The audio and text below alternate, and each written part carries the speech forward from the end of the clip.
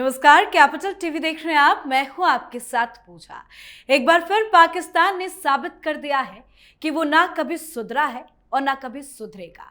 इस बार जो जानकारी सामने आई है वो चौंकाने वाली नहीं बल्कि गुस्सा दिलाने वाली है। जी हां, पाकिस्तान की साजिश का एक बार फिर से बड़ा खुलासा हुआ है। ये खुलासा पाकिस्तान के पूर्व मेजर आदिल राजा ने किया है। खबर यह है कि कायर आसिम मुनीर ने सीधे आतंकियों को भारत में अगस्त के महीने में हमले का आदेश दे दिया है। और ये हमला सिर्फ कश्मीर में नहीं, ये हमला कश्मीर के बाहर मेनलैंड इंडिया में करने की योजना है। तो ऐसे में सवाल यह है कि क्या पाकिस्तान वाकई भारत पर हमला कर सकता है? क्या अगस्त में वाकई में आतंकी हमले की साजिश रची जा रही है? क्या मुनीर ने आतंकियों को दिया है कोई सीक्रेट आदेश? क्या भारत पाक में अब होगा युद्ध? तो आज इन्हीं सारे सवालों पर चर्चा करेंगे और चर्चा के लिए मेरे साथ स्टूडियो में मौजूद हैं कैपिटल टीवी के editor in chief doctor Manish Kumar. Doctor साहब, बहुत बहुत स्वागत है आपका। धन्यवाद। इस खबर में कितनी सच्चाई है? क्या वाकई में पाकिस्तान भारत पर हमला कर सकता है? देखिए, आदिल राजा ने अब तक जितनी भी बातें कही वो बिल्कुल सही साबित हुई। जी हाँ, वो खुद आईएसआई और सेना के रिटायर्ड ऑफिसर है। आदिल राजा की खबरें तो आ रही है, लेकिन कुछ मिस आउट भी हो रहा है इंडिया के मीडिया से। कई सारे अधिकारी और बड़े बड़े अधिकारी पाकिस्तानी आर्मी के जो इस ऑपरेशन सिंदूर के बाद पाकिस्तान छोड़ के लंदन चले गए। अभी देखिए, बड़े अधिकारियों में बाजवा जो आर्मी चीफ हुआ करते थे, वो पाकिस्तान में नहीं है, लंदन में है। और इन लोगों के सूत्रों से, इन लोगों के जरिए, इन लोगों के ट्वीट्स, इन लोगों के बयान के जरिए ये क्लियर कट है कि पहलगाम, अब तो रिपोर्ट भी आ गई कि कैसे इस पूरे ऑपरेशन को सादिक जट नाम के एक आईएसआई हैंडलर के जरिए सुलेमान को यह सारा काम दिया गया था, जो 2022 से हिंदुस्तान के अंदर था। और उस साजिश का जो पर्दाफाश हुआ कि ये टॉप ऑफ द लाइन, मतलब आर्मी चीफ के द्वारा यह कहा गया था कि आप ये काम कीजिए। क्यों कीजिए? क्योंकि वो रिटायर हो रहा था तो वो अपना एक्सटेंशन चाह रहा था। वो ये प्लान में था कि भाई इस तरह का हमला होगा, जैसे पिछली बार कोई सर्जिकल स्ट्राइक हुआ, ये हुआ वो हुआ, एक दिन का एक खेल होगा, वो करके हम यहां पे अपने एक्सटेंशन को आगे कर लेंगे कि भाई मैं रिटायर नहीं करूंगा, मैं एक्सटेंड हो जाऊंगा। ये आइडिया नहीं था कि हिंदुस्तान ऑपरेशन सिंदूर लॉन्च कर देगा। 11 उसके जो है आतंकी संगठन ठिकानों को और 21 एयर बेसिस को नेस्तो नाबूद कर देगा, एक ग्लोबल क्राइसिस क्रिएट हो जाएगी। तो ये क्राइसिस क्रिएट हुआ तो फील्ड मार्शल बन गया। लेकिन ये जो आदिल राजा कह रहे हैं, इसको जरा हम सर्कमस्टेंशियल एविडेंसेस के साथ जरा इसको तौलते हैं। पिछले एक सप्ताह से शहबाज शरीफ का कोई बयान नहीं आया है, नजर नहीं आ रहे। मतलब साफ है कि जिस तरीके से विदेश यात्रा कर रहा था ये मुनीर, ऐसे घूम रहा है कि जैसे वो राष्ट्राध्यक्ष है, तो वो वर्दी उतार करके शेरवानी पहनने की कोशिश में, मतलब वो राष्ट्रपति बनना चाह रहा है। कैसे बनोगे आप?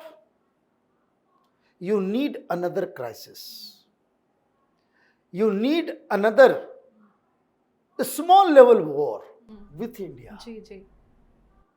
तो आदिल राजा जो कह रहे हैं वो साफ साफ दिख रहा है कि जिस कारण से पहलगाम हुआ, उससे उसकी स्ट्रेटजी कामयाब हुई।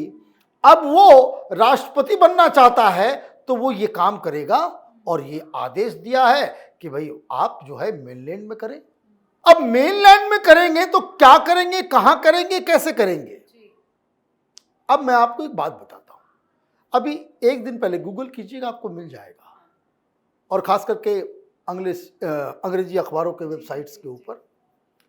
अभी नेपाल में एक बड़ा सेमिनार हुआ। दुनिया भर के जो स्ट्रेटेजिक वाले, वो जो वहां के विदेश मंत्री ने क्या कहा, खुलेआम पाकिस्तान को हड़काया, कहा कि देखो ये नेपाल का इस्तेमाल तुम्हारा लश्कर तौबा जैसे मोहम्मद कर रहा है, ये सारा धंधा। तो एक तो वो कारण है कि जम्मू कश्मीर नहीं, क्योंकि यहां तो अब पैनी निगाह है। तो एक नेपाल के विदेश मंत्री खुद कह रहे हैं कि हमारी जमीन का इस्तेमाल हो रहा है, इसको तो नहीं करने देंगे। We need more security on borders. अभी बड़ा पोरस है। दूसरी खबर गूगल कीजिए, आपको मिलेगा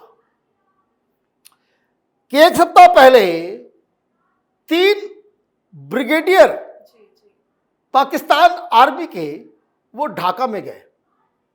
वहां रोहिंग्या का जो टेररिस्ट ऑर्गेनाइजेशन है उसके साथ मीटिंग हुई। जो वहां पे आईएसआईएस, अलकायदा, पीएफआई वाले जो लोग समर्थक है, जो वहां पे आतंकी संगठन है, जमात वाले, उन लोगों के साथ उसकी मीटिंग हुई। हमने एक स्टोरी भी की थी जब ये खबर आई थी कि वो क्या कर रहे हैं, वो बंगालियों को, वो रोहिंग्याज को बाकायदा आर्म्स, हथियार सब कुछ मुहैया करा रहे हैं, और वो ये चाह रहे हैं कि पश्चिम बंगाल के जरिए वो हिंदुस्तान में आए, अटैक करें। तो this could be a model. ये सारी चीजें क्या हो रही है, ये खबर आ रही है अलग अलग जगहों से, वो इस ओर इशारा करते हुए कि हमला होगा तो कश्मीर में नहीं होगा। क्योंकि कश्मीर में हमला होता है वो दुनिया भी समझ लेता है कश्मीर में और जरूर पाकिस्तान ने किया होगा, और ये हिंदुस्तान दुनिया भर में जो है हमें बदनाम कर देता है। अंदर करेंगे तो हम कहेंगे कि नहीं नहीं देखो ये नक्सली लोगों ने भी किया। लेकिन सर, क्या अंदर करने की इतनी हिम्मत रखता है पाकिस्तान? देखिए, हिम्मत तो रखता है। हिम्मत इसलिए रखता है क्योंकि उसी से उसका सर्वाइवल है। ये हिम्मत नहीं, ये उनकी रणनीति का एक एस्पेक्ट है। भाई, किसी लतखोर आदमी को आप मार ही सकते हो ना। जिस आदमी को जूते खाने का डर ही नहीं है, उसके एयरपोर्ट्स बर्बाद हो गए, उनका ठिकाना सब कुछ बर्बाद हो गया, और फिर भी वो प्लान कर रहा है। लेकिन भारत की रणनीति तो इस बार क्लियर है कि कोई भी आतंकी हमला होगा उसे युद्ध माना जाएगा। यस, और इसीलिए उसने ये स्ट्रेटजी बनाई है। युद्ध चाहता है वो बड़ा युद्ध नहीं चाहता। वो उसने वाटर टेस्ट कर लिया ना कि 90 घंटे के बाद अमेरिका कूद पड़ता है। जी जी जी हाँ। वो डोनाल्ड ट्रंप के डर के मारे उसकी जो है हालत खराब हो जाती है, पतलून गीली हो जाती है डोनाल्ड ट्रंप की, अब बंद करो बंद करो बंद करो, और इंडिया जो है उसको, बात समझे, यहां से उनको ये स्ट्रेटजी मुनीर को समझ में आ रही है बातें। और ये क्यों हो रहा है? वो इसलिए हो रहा है, ये पाकिस्तान नाम का जो मुल्क है ना, वो गिरगिट से भी बदतर है जी। गिरगिट से भी बदतर है। क्यों है? क्योंकि ये तो अमेरिका जाकर के चला आया, लेकिन फिर चीन के साथ बैठ के ये गुटरगू कर रहा है कि भाई हमको ये काम करना पड़ेगा। अगर आप सीपैक चाहते हो, आप अगर ये चाहते हो कि आपके समर्थन में सारी नीतियां बने, आपको यहां खुली छूट दे दी जाए, तो ये डेमोक्रेटिक गवर्नमेंट नहीं कर सकती। वहां दूसरा बवाल चल रहा है। एक और सर्कमस्टेंशियल एविडेंस में देता हूं। इमरान खान की पार्टी के लोग अब सड़कों पे आने वाले हैं।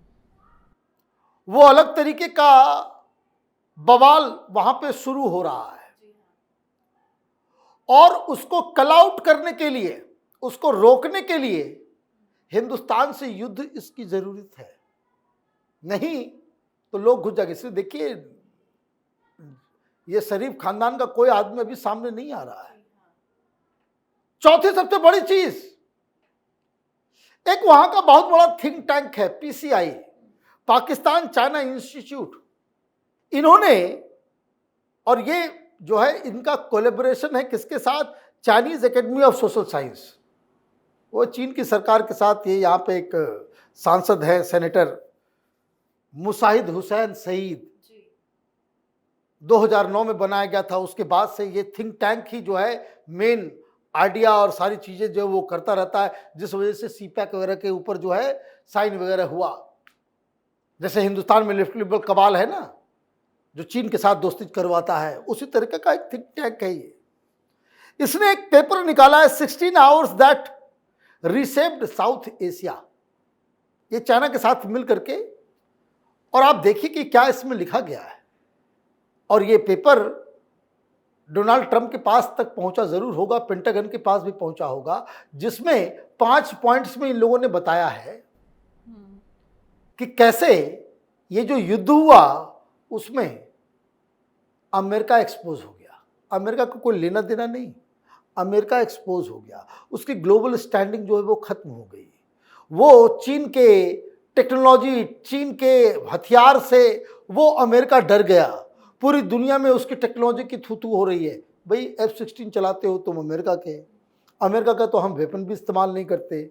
मार खाए तुम, डिफेंस, एयर डिफेंस सिस्टम बर्बाद हुआ तुम्हारा, आवास गया तुम्हारा, 10-10 जो फाइटर जेट्स वो खत्म हुए तुम्हारे, चाइनीज माल तुम्हारा समय पे काम नहीं आया। और ये इस तरह की बातें लिखी जा रही है। मैंने इसको इसलिए मेंशन किया क्योंकि आप इस बात को समझिए, ये पाकिस्तान और चीन, और इसलिए आज क्या खबर आई, वो पल पल किस तरह की खबरें मालूम होती है हमारे विदेश मंत्री को। शी जिनपिंग के सामने हड़काया है कि खबरदार तुमने ये हिमाकत की। इस तरह के, वैसे तो वे बहुत मृदुभाषी हैं, लेकिन आज फॉर्म में क्यों आए? क्योंकि उनको भी इस बात का अंदेशा है कि ये फिर ये काम करेगा। और इसलिए जयशंकर साहब क्या कह रहे हैं, पूरी दुनिया को क्या बता रहे हैं? Attack by terrorist on India will be considered a war on India by Pakistan. हमारे लिए आतंकी और ये पाकिस्तान की सेना, पाकिस्तान की सरकार, ये आतंकवादी संगठन, ये सब एक हैं। तो कोई भी ऑपरेशन आप इधर करोगे तो युद्ध अपने आप शुरू हो जाएगा। ऑलरेडी ऑपरेशन सिंदूर रुका हुआ नहीं है। क्यों?